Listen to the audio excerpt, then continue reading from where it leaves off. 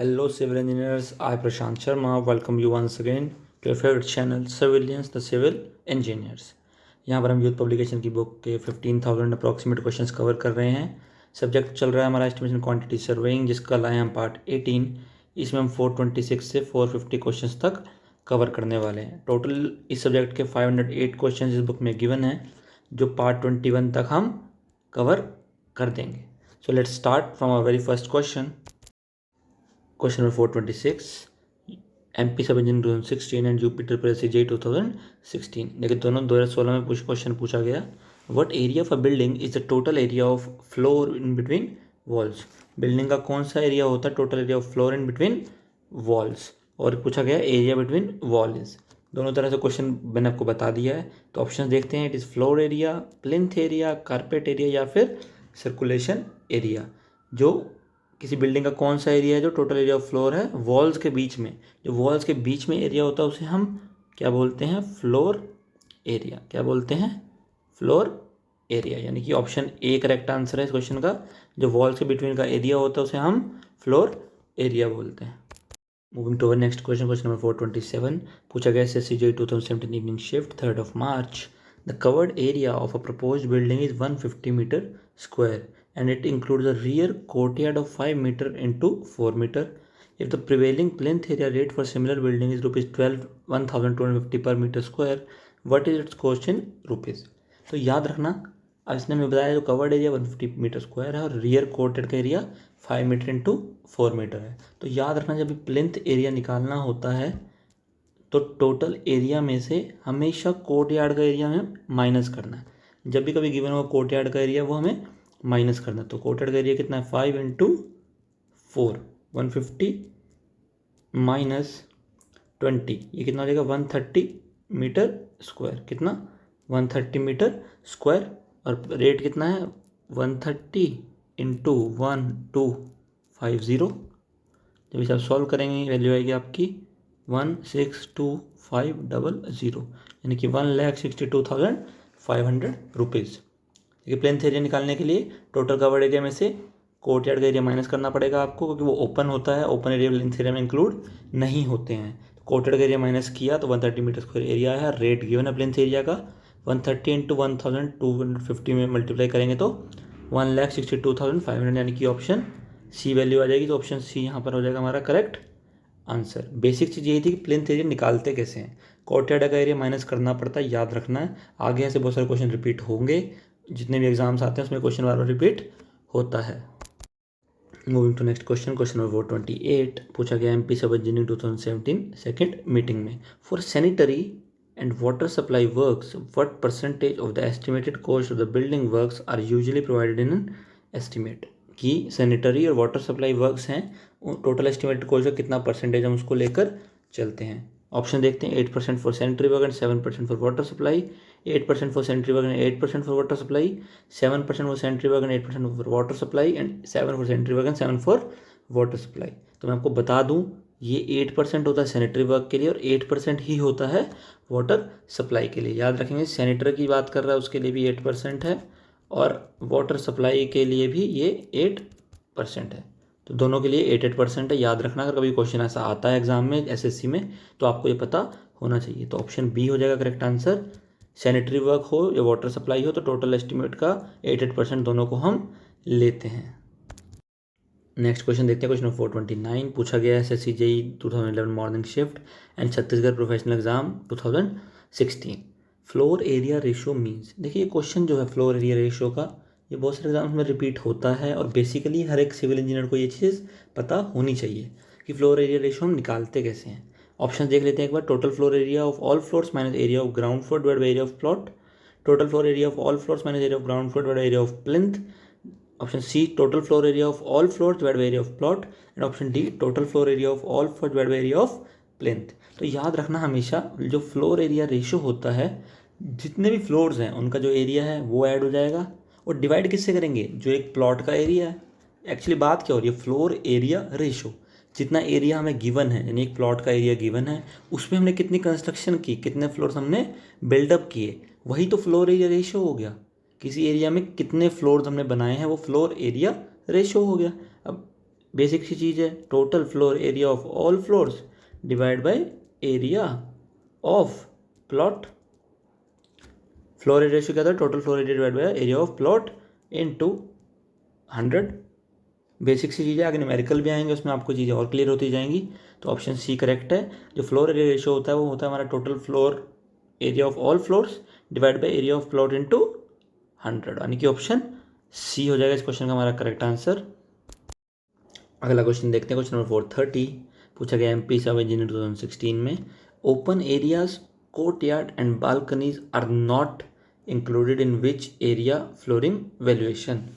Area flooring valuation का जो process है उसमें open areas, courtyard areas and balconies को इंक्लूड नहीं किया जाता। अभी मैंने आपको लास्ट क्वेश्चन में बताया था सॉल्व करते टाइम कि जो कोर्ट यार्ड है, बालकनीज है, जो कोई भी ओपन एरियाज हैं, ये प्लिंथ एरिया में इंक्लूड नहीं होते, कुर्सी के क्षेत्रफल में ये इंक्लूड नहीं किए जाते। जो भी चीज़ ओपन है वो प्लिंथ एरिया में इंक्लूड नहीं की जाती। तो ऑप्शन ए करेक्ट आंसर है हमारे इस क्वेश्चन का। प्लॉट एरिया, कारपेट एरिया या फ्लोर एरिया इसका आंसर नहीं है। ऐसे क्वेश्चन बार बार रिपीट होंगे, तो याद रखना जब भी कोई ओपन चीज़ की बात करेगा तो वो प्लेन एरिया में इंक्लूड नहीं होगी। आगे जो जो क्वेश्चन आएंगे मैं आपको सारा स्टेप बाय स्टेप समझाता जाऊँगा।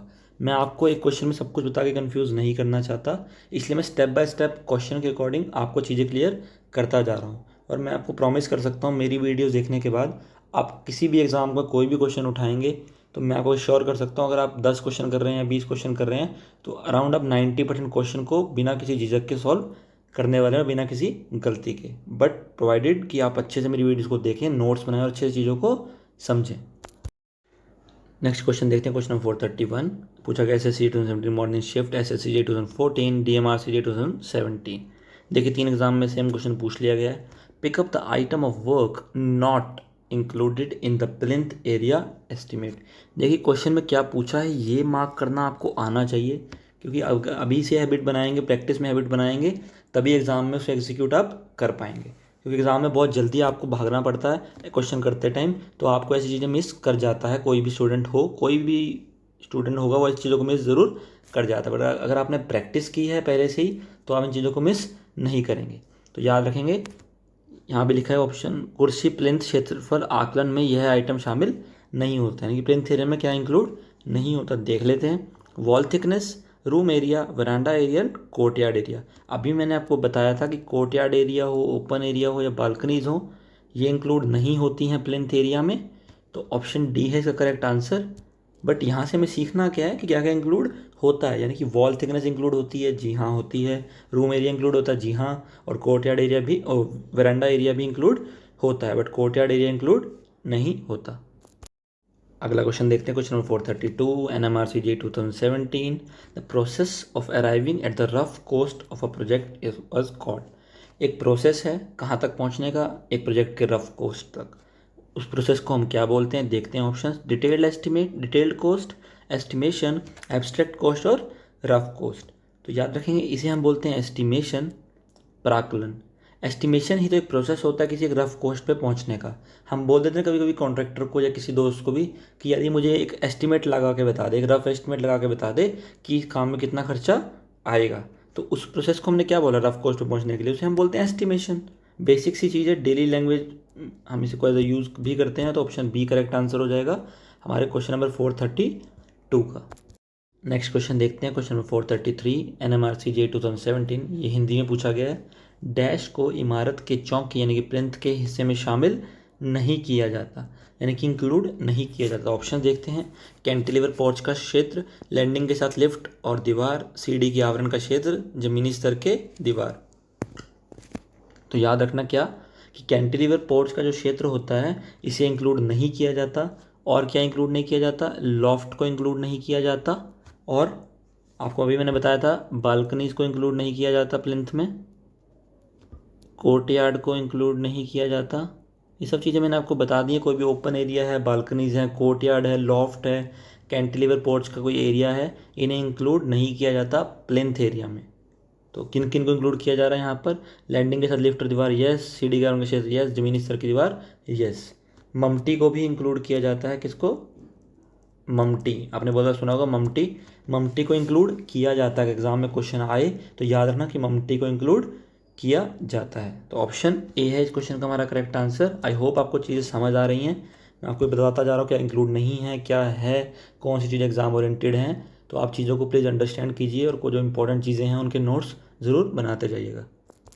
नेक्स्ट क्वेश्चन देखते हैं। What percentage of the total cost is added in the cost of construction for contingency. Contingencies की बात कर रहा है, पूछा गया SSC JEE 2018 मॉर्निंग शिफ्ट में।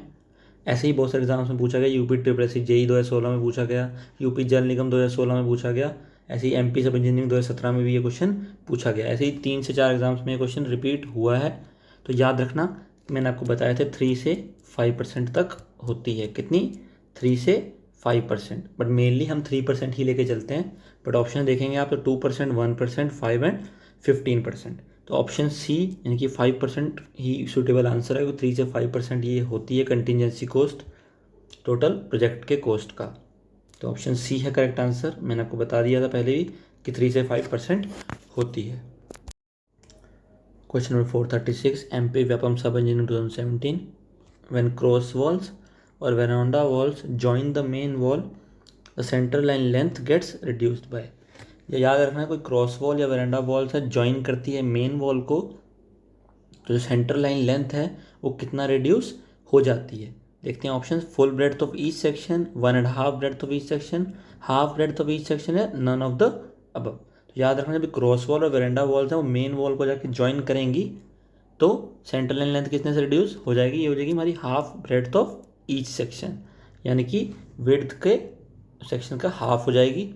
इतना हमें डिडक्शन करना पड़ेगा टोटल सेंटर लाइन की लेंथ में से, यानी कि L इफेक्टिव निकालने के लिए L माइनस B/2 हमें करना पड़ेगा जब भी कोई क्रॉस वॉल या वेरेंडा वॉल्स मेन वॉल को जाके ज्वाइन करेंगी। तो ऑप्शन सी है करेक्ट आंसर इस क्वेश्चन का।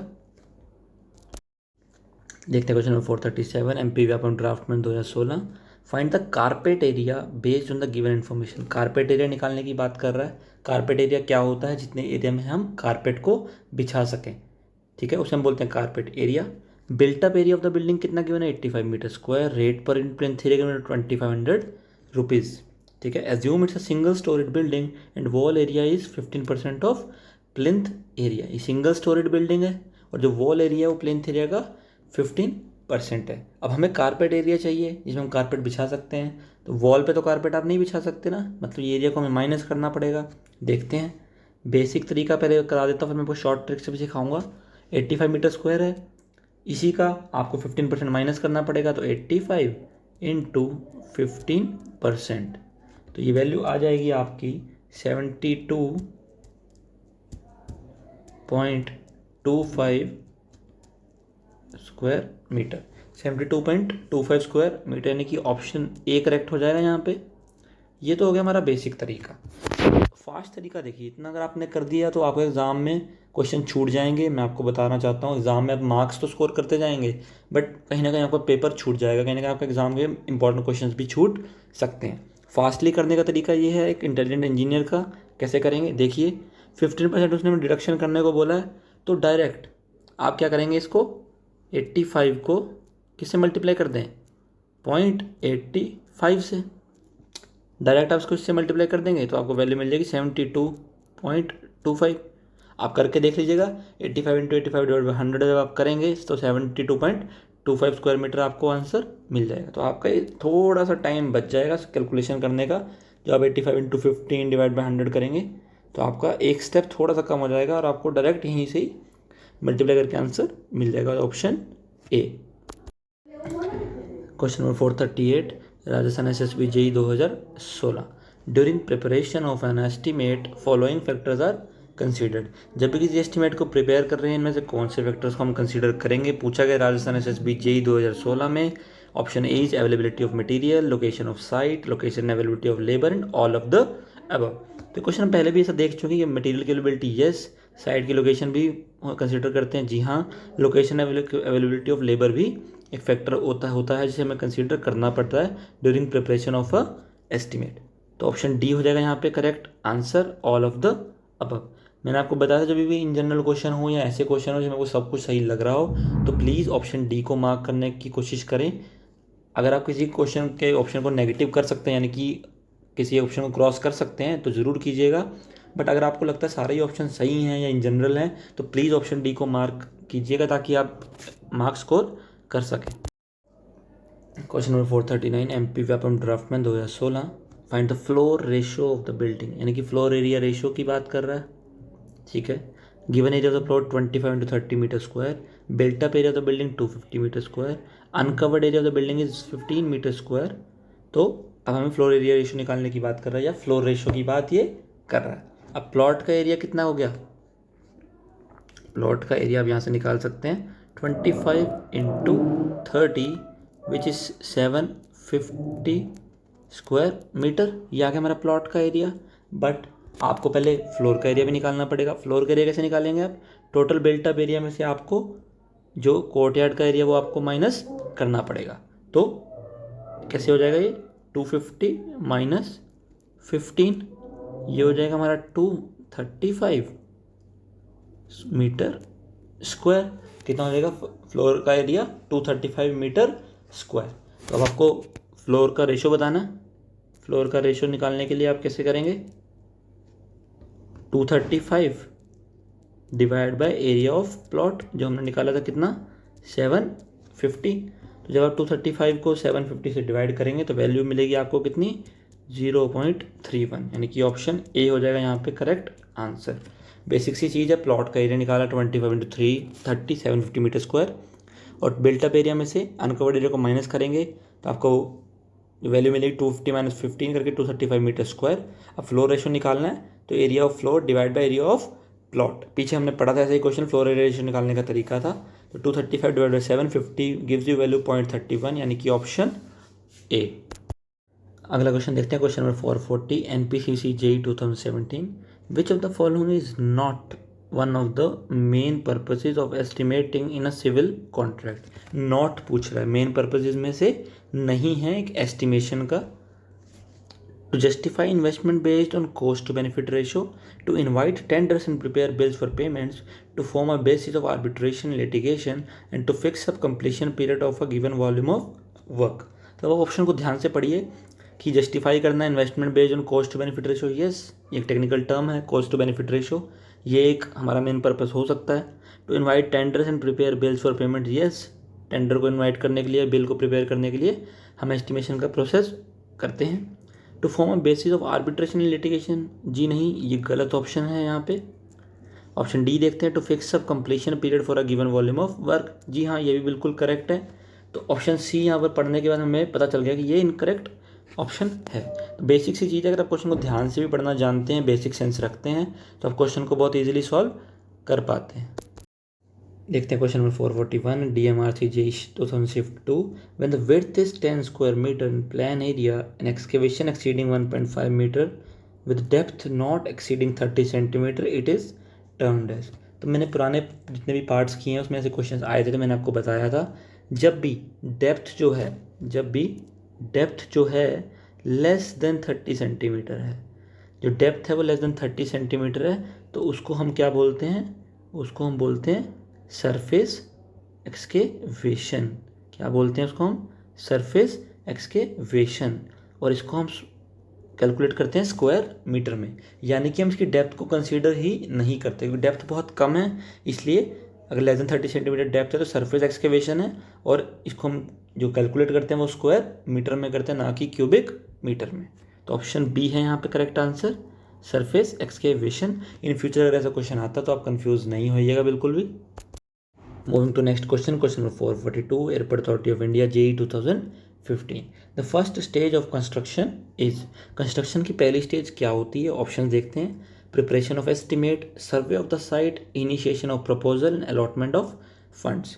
तो जल्दीबाजी में बच्चा गलती कर सकता है, प्रिपरेशन ऑफ एस्टिमेट लगा देगा जो कि हमारा इनकरेक्ट आंसर होगा। तो याद रखेंगे इनिशिएशन ऑफ प्रपोजल, पहले प्रपोजल को इनिशिएट तो करना पड़ेगा, प्रस्ताव की शुरुआत करेंगे, टेक्निकल सैंक्शंस मिलेंगे, फिर फंड मिलेगा, सर्वे होगा साइट का, फिर एस्टिमेट बनेगा, ये प्रोसेस रहता है हमारा। तो पहले इनिशिएशन होता है प्रपोजल का, यानी कि ऑप्शन सी है इस क्वेश्चन का करेक्ट आंसर। पूछा गया airport authority of India JEE 2015 में। Question number 443 most reliable estimate is. पूछा गया राजस्थान SSB JEE 2016, जो सबसे रिलायबल एस्टिमेट कौन सा होता है, ऑप्शंस देखते हैं। Detailed estimate, preliminary estimate, plinth area estimate या क्यूब रेट एस्टिमेट। तो मैंने आपको बहुत बार बताया था कि डिटेल एस्टिमेट सबसे रिलायबल एस्टिमेट होता है, क्योंकि ये इन डेप्थ एस्टिमेट किया जाता है। जहाँ की बात करते हैं plinth area estimate, cube rate estimate, ये जो यूनिट बेस्ड एस्टिमेट होते हैं ये हमारे रफ एस्टिमेट होते हैं। बट जो डिटेल्ड एस्टिमेशन होता है वो हर एक चीज़ की इन डेप्थ डिटेलिंग करने के बाद हम प्रिपेयर करते हैं, इसलिए वो सबसे ज़्यादा रिलायबल होता है, क्योंकि वो हमें ऑलमोस्ट 9 एग्जैक्ट कॉस्ट हमें बताता है। ऑप्शन ए है करेक्ट आंसर इस क्वेश्चन का। Moving to next question, question number 444, MP sub engineering 2016। Find the floor area ratio of building with total plinth area of 565.70 metre square. Floor area ratio निकालना है, total plinth area given है 565.70 metre square और given plot area given है 35 × 45 metre. अभी पीछे मैंने आपको सिखाया था फ्लोर एरिया रेशियो कैसे निकालते हैं। जो टोटल एरिया ऑफ फ्लोर जो होता है यानी कि प्लेन्थ एरिया भी आप बोल सकते हैं उसको। गिवन कितना हमें इसमें प्लेन्थ एरिया है 565.70 square metre divide plot area कितना है 35 × 45। प्लॉट एरिया 35 × 45 और प्लेन्थ area 565.70।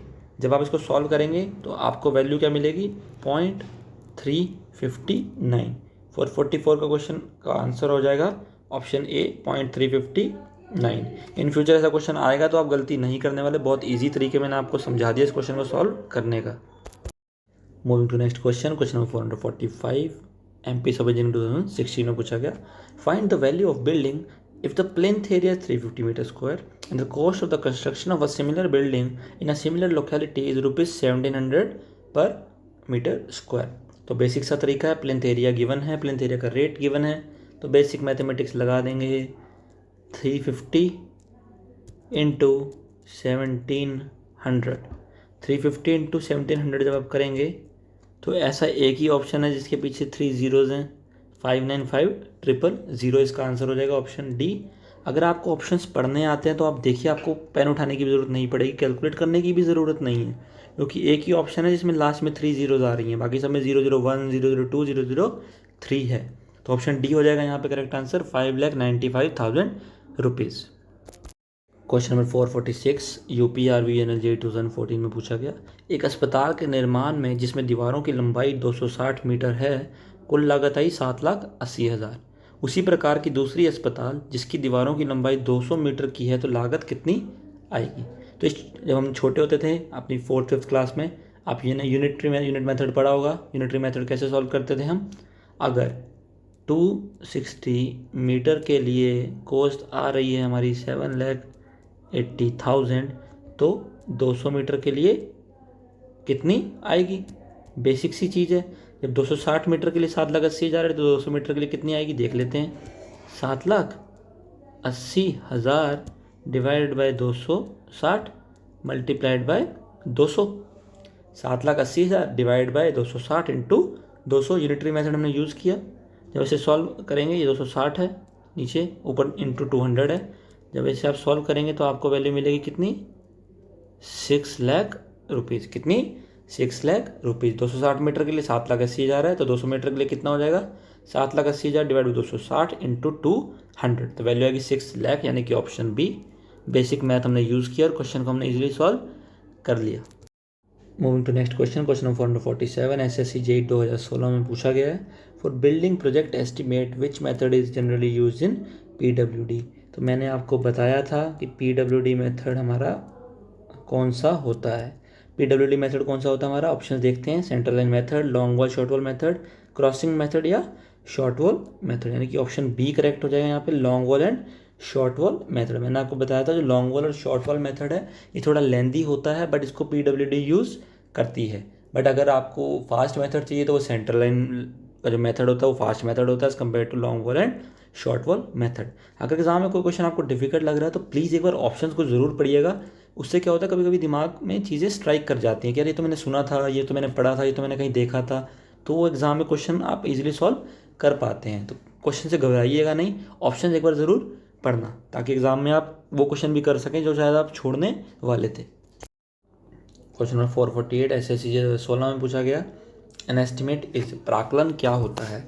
Option A is actual cost of construction, option B is random guess of cost of structure, option C cost of the structure using thumb rules, and option D is probable cost arrived at before construction.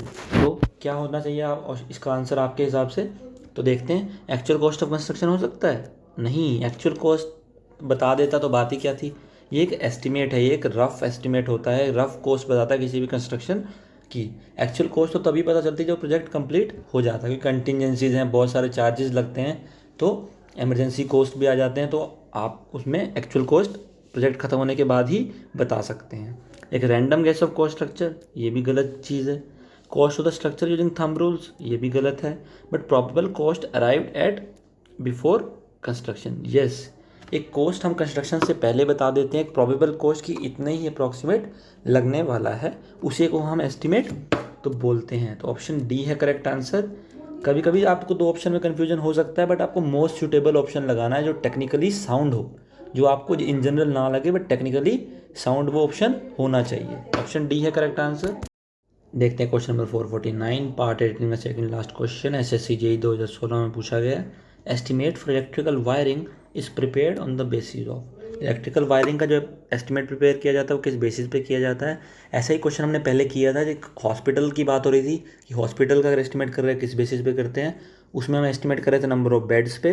तो इसमें भी देखना आप voltage, number of points, number of appliances and power. तो याद रखना number of points के basis पर ही हम एस्टिमेट करते हैं इलेक्ट्रिकल वायरिंग का। तो ऑप्शन बी है करेक्ट आंसर। जैसे हॉस्पिटल में नंबर ऑफ बेड्स था, इसमें नंबर ऑफ पॉइंट्स है।